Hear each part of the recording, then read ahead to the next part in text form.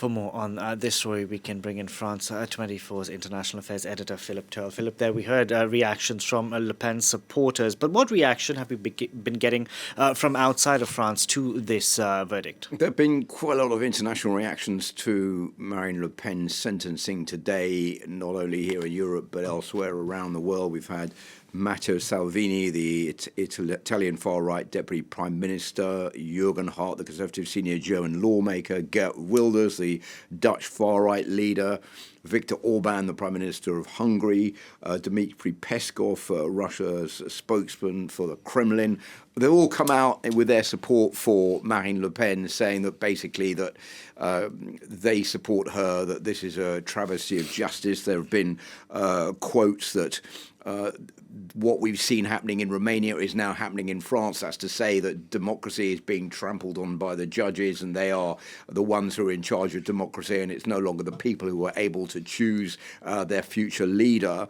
And also others saying that they are really backing Marine Le Pen.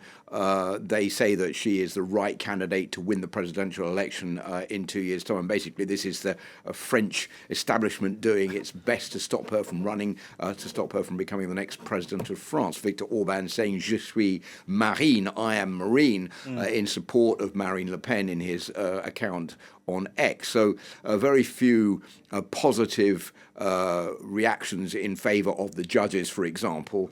Only one which is saying that Marine Le Pen is paying the price for having used the European Union as a self-service checkout to take money to pay for her own staff in her own party, her own bodyguards, and to prop up the funds of the National Rally.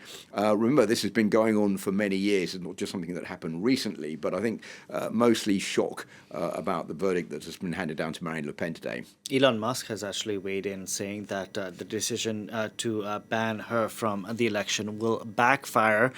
Talk us through how much of a political earthquake this really is in France, because if anything, the National Rally is used to being on the back foot in this country. Well, if you cast your mind back to l'anno, to the time of Jean-Marie Le Pen, the father of Marine Le Pen, the National Front, as it was in those days, was seen as a pariah, a political party that was not frequentable. It was racist, it was anti-Semitic, and was seen as a party which was just there to cause trouble. Jean-Marie Le Pen never really wanted to become president of France. Now, he got as far as the second round of the presidential election in 2002, but that's as close as he ever got to wanting to rule France, because he didn't really want the job of president. That's completely the opposite for Marine Le Pen. She sees herself as a presidential candidate, someone who is capable of taking on the job of president, someone who's already run 3 times unsuccessfully to become president of France, and who spent the time since she became president of first the National Front, then it was rebranded the National Rally in a bid to get away from the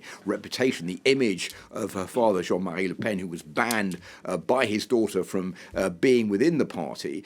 She wanted to create a party that was clean, honest, a party that was electable, a party that would incarnate the future of France. She's done a very good job over the last few years cleaning up the party. So this verdict today basically pointing the finger at the National Rally, saying you've embezzled funds from the European Union, not just for a couple of years, but for 14 years, and that's €4,600,000, is a huge kick in the teeth for the party, which has really come up with the phrase hands held high and clean hands to go with it. We have nothing to show.